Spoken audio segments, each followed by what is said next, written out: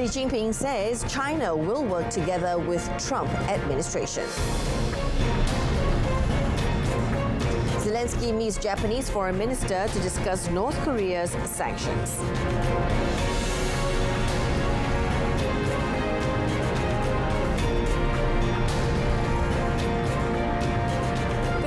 Salam Malaysia Madani. Thank you for joining us on World Today with me. I'm Jessica Lee.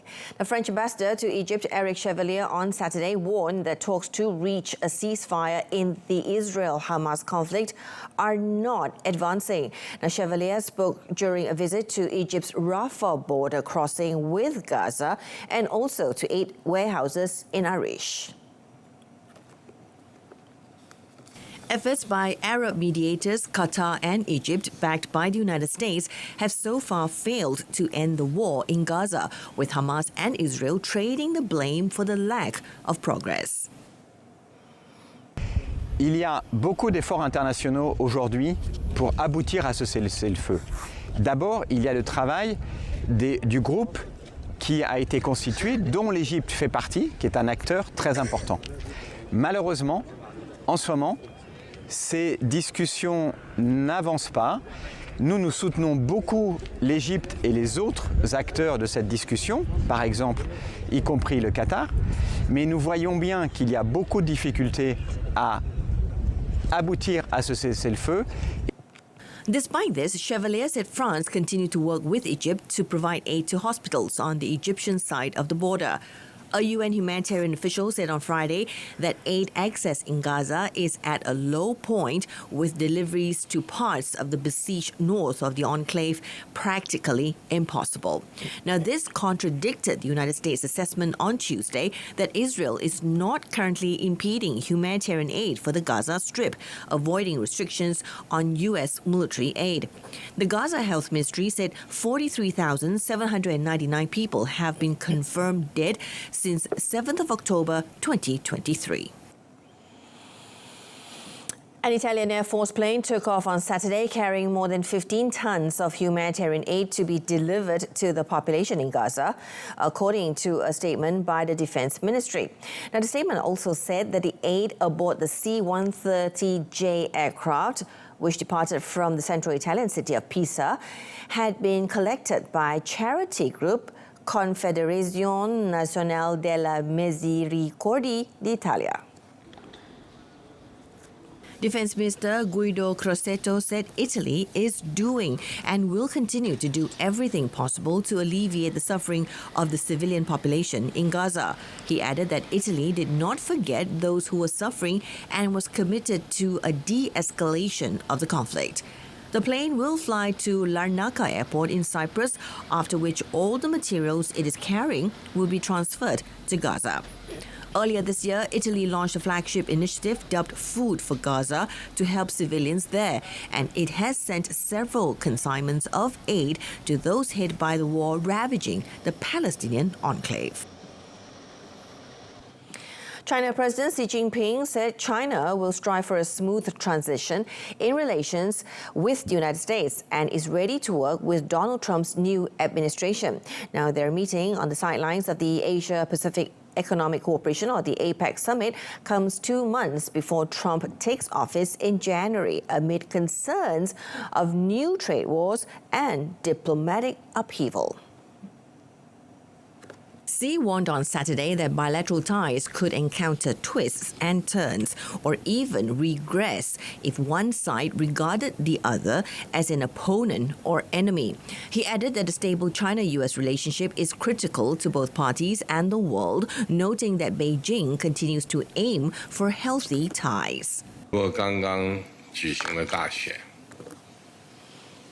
中方致力于中美关系稳定、健康和持续发展的目标没有变，按照相互尊重、和平共处、合作共赢处理中美关系的原则没有变，坚定维护自身主权、安全、发展利益的立场没有变。I think I once had to count up the number of hours you and I spent alone together. I remember being on the Tibetan Plateau with you, and I remember being in Beijing, I remember all over the world. And both as first as vice president, then as president. We haven't always agreed, but our conversations have always been candid and always been frank. We have never kidded one another. We've been level with one another. I think that's vital. These conversations prevent miscalculations, and they ensure the competition between our two countries will not veer into conflict. Be competition, not conflict. That's our responsibility to our people, and as you indicated, to the people around the world. Also in attendance at the talks were U.S. Secretary of State Anthony Blinken and National Security Advisor Jake Sullivan, among other officials. The Chinese delegation included Chai Chi, a top-ranking member of the Chinese Communist Party, Foreign Minister Wang Yi, and Commerce Minister Wang Wentao. United States President-elect Donald Trump said on Saturday that oil and gas industry executive Chris Wright would be his pick to lead the Department of Energy. Now, Wright is the founder and CEO of Liberty Energy, an oilfield services firm based in Denver. He is expected to support Trump's plan to maximize production of oil and gas and to seek ways to boost generation of electricity, demand for which is rising for the first time in decades.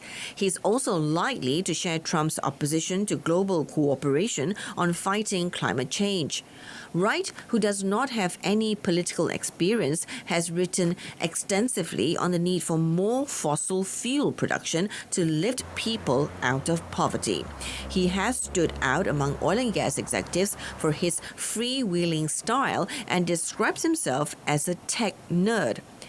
U.S. oil output hit the highest level any country has ever produced under Biden, and it is uncertain how much Wright and the incoming administration could boost that. Now, most drilling decisions are driven by private companies working on land not owned by the federal government. United States President-elect Donald Trump reached into his inner circle and chose his transition spokesperson, Caroline Leavitt, as his White House press secretary, putting a 27-year-old firebrand in position to aggressively defend him. Now, according to Trump advisors, Leavitt has endeared herself to Trump by her ardent defense of him in news interviews and her take-no-prisoners style. The job of the White House press secretary typically is to help inform the American people about presidential activities without betraying the confidence of the boss. The challenge for Leavitt will be to impart reliable information and gain credibility with reporters while maintaining strong loyalty to Trump. Leavitt will be the youngest person to ever hold the title of White House press secretary. Now, Ron Ziegler was the previous youngest press secretary at the age of 29 when President Richard Nixon gave him the position in 1969. A New Hampshire native, Leavitt was an assistant press secretary during the latter part of Trump's first term from 2017 to 2021. Japanese Foreign Minister Takeshi Iwaya on Saturday met with Ukrainian President Volodymyr Zelensky in Kiev as North Korea deploys troops to Russia. Now, the two leaders discussed the strengthening of sanctions against Russia and the threats posed by North Korea's cooperation with Russia. У світі того, що відбувається з втручанням в війну Росії проти України, північно-корейських військових, північно-корейського континенту, напевно, зараз для нас дуже важливо скоріше провести перемовини між нами, я думаю, і Південною Кореєю, і проговорити, як запобігти ще збільшенню ескалації з боку Росії вже і разом з Північною Кореєю.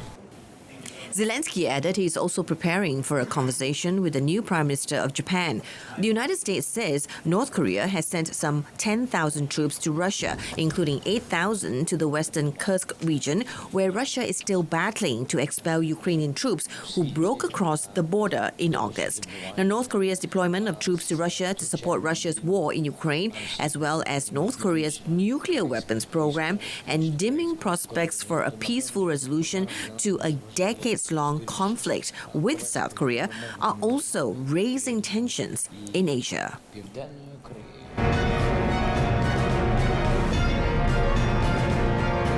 Georgian Election Commission chief attacked with paint during meeting. That and more coming up next. Now, Georgia's Election Commission chief, Georgios Kalandarishvili, was attacked by an opposition party official, David Kurtadze, at a meeting of Georgia's election body in Tbilisi.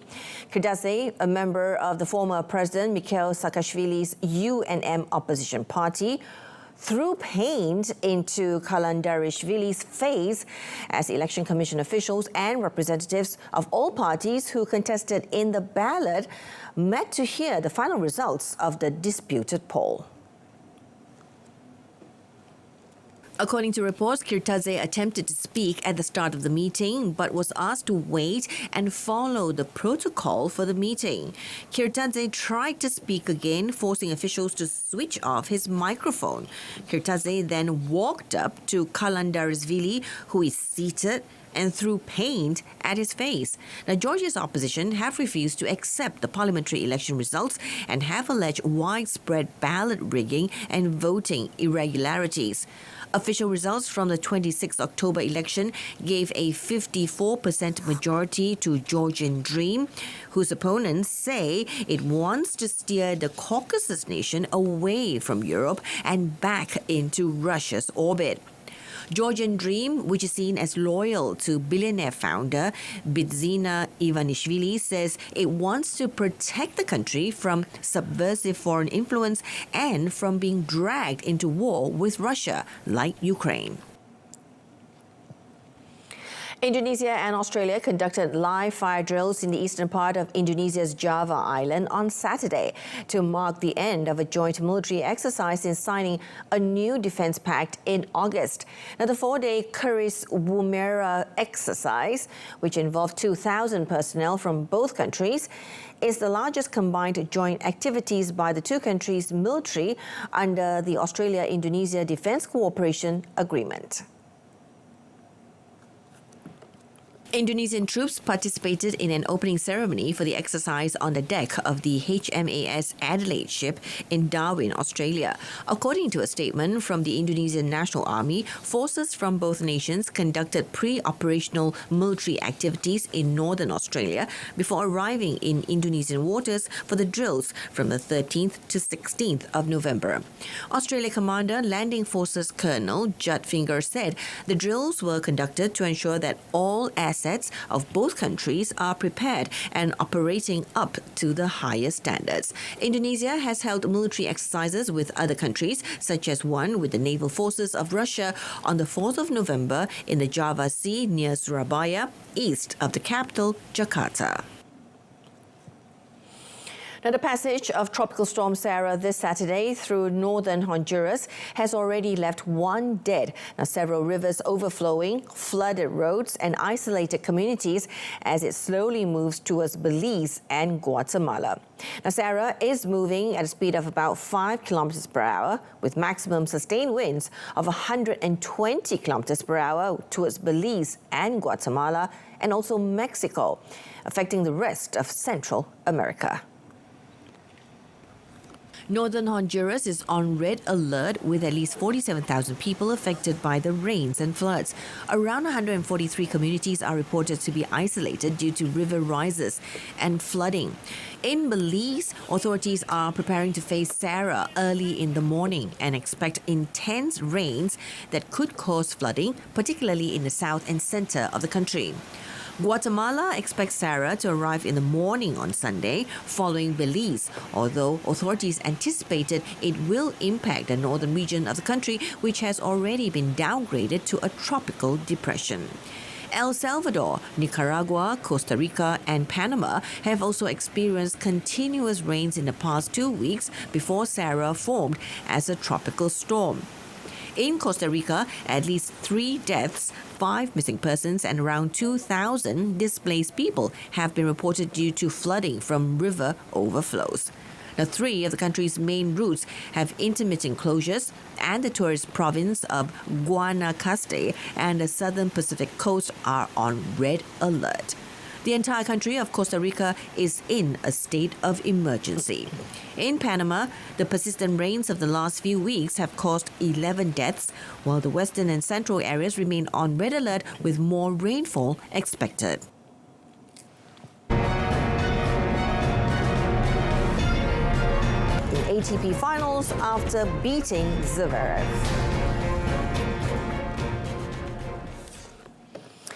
Now, Taylor Fritz became the first American since 2006 to reach the title match at the ATP Finals after winning a slugfest against world number 2 Alexander Zverev on Saturday. Now, Fritz will face home favourite and world number 1 Jannik Sinner in Sunday's final. Group stage in majestic fashion and looked in form to win the prestigious title for a third time a set. Elsewhere, Italy became the first nation through to the Billie Jean King Cup semi-finals after they beat Japan 2-1 with a deciding straight sets doubles victory by Jasmine Paolini and Sara Errani over Shuko Aoyama and Eri Hozumi on Saturday. American-born Japanese player Ina Shibahara, ranked 135th in the world, battled back from a set down to beat 54th-ranked Elisabetta Cocchiaretto 3-6, 6-4, 6-4 to give Japan the lead on the day. The tie went to 1-1 after French Open and Wimbledon runner-up Paolini beat 56th-ranked Moyuka Uchijima 6-3, 6-4 in the second singles match to put the Italians on the board. Now, Paolini returned for the doubles with Errani, who has 5 doubles Grand Slam titles to her name. The pair, who won gold at the Paris Olympics, dominated to beat the Japanese duo 6-3, 6-4. Now, 4 times Billie Jean King Cup champions in Italy, who were runners-up to Canada in 2023, last won the title in 2013. They will face either Poland or the Czech Republic for a place in the final. Now, the Poles and the Czechs play later on Saturday. In another match, 5-time Grand Slam champion Iga Świątek clinched back-to-back wins to lead Poland into their first Billie Jean King Cup semi-final on Saturday.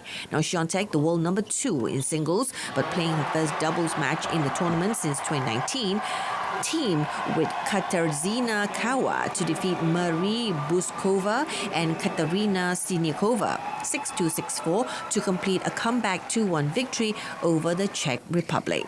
Now, the Czechs had claimed the first point of the quarterfinal when Buskova defeated Magdalena Frick 6-1, 4-6, 6-4.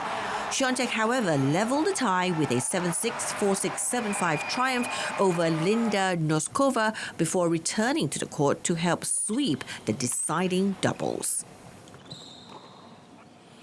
In MotoGP, reigning champion Francesco Bagnaia took pole position for the season-ending Solidarity Grand Prix to pile the pressure on championship leader Jorge Martin, who was only 4th fastest yesterday.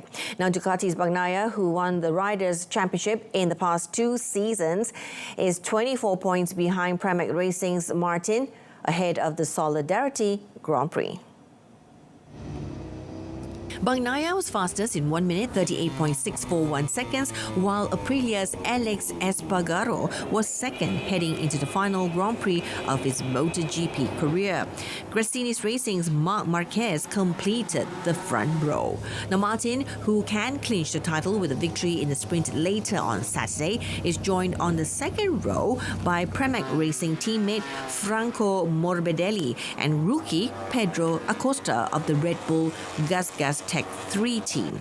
Now, the final race is being held in Barcelona, which already hosted a Grand Prix in May after catastrophic floods in Valencia forced organizers to move the season finale.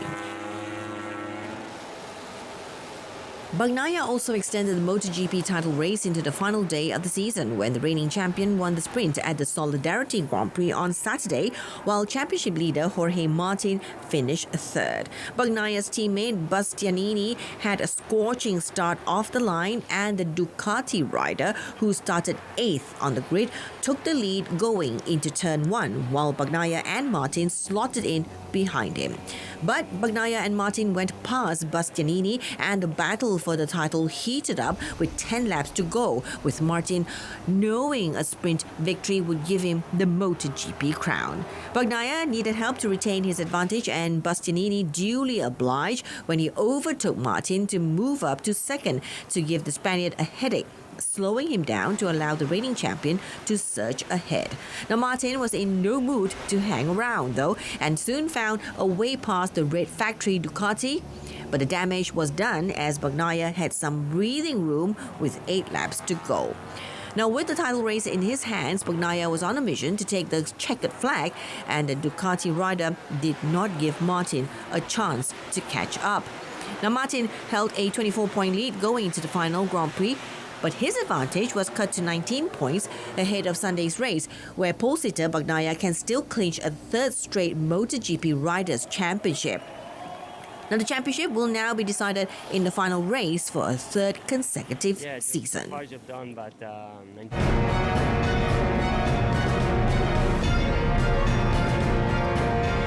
Neocarbon makes significant leap in climate change reversal technology.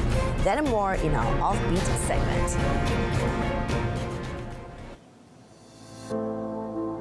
Berlin-based startup Neocarbon is making serious inroads towards the industrial-grade application of carbon capture technology, considered a vital factor for the reversal of climate-changing carbon emissions. In cooperation with Kurita Water Industries, a Japanese global player specialized in cooling water treatment, Neocarbon is currently testing its latest Neo Duo module. Now, the module captures pure carbon dioxide with the help of excess heat generated in industrial processes using readily available heat and air. So this works pretty simple. This is one of the reactors of the machine, and there is where the magic happens. So when we turn the fan on, you can see here in the box, like that basically sucks in air that comes in from here. So ambient air here is at 400 ppm, so 0.04%.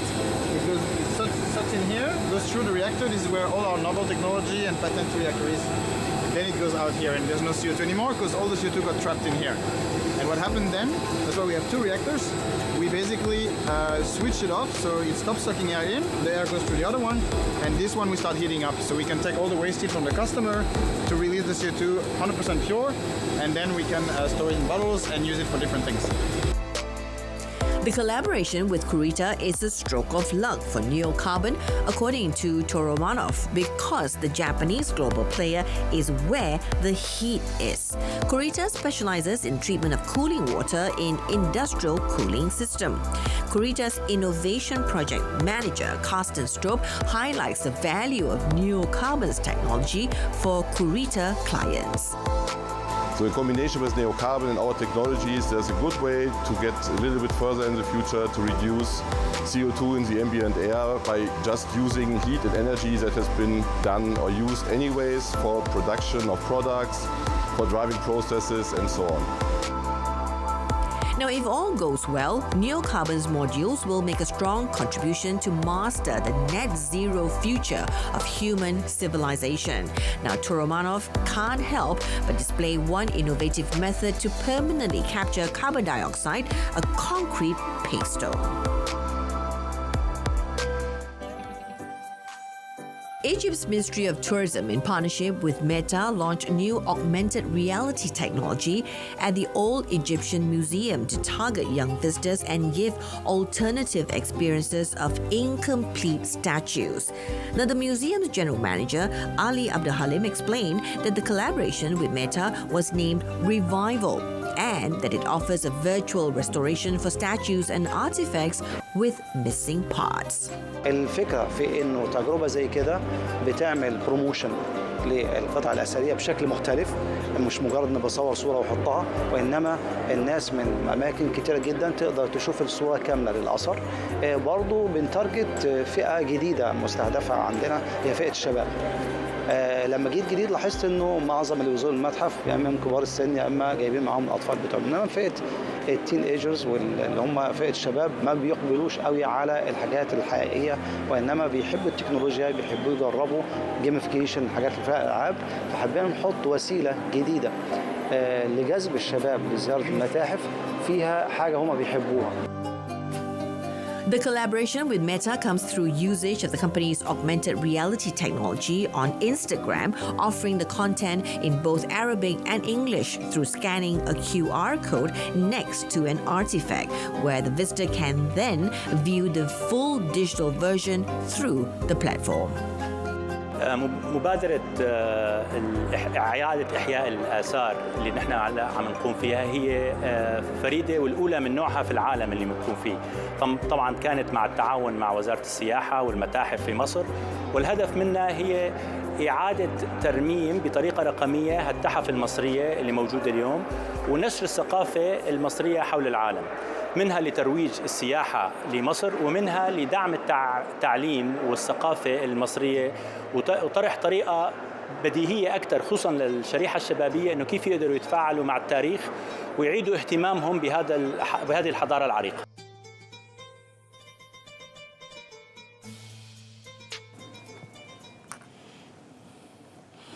And that wraps up World Today this afternoon. In our top story, Xi Jinping says China will work together with Trump administration. I'm Jessica Lee, Malaysia Madani. From the river to the sea, Palestine will be free. Thank you for joining us.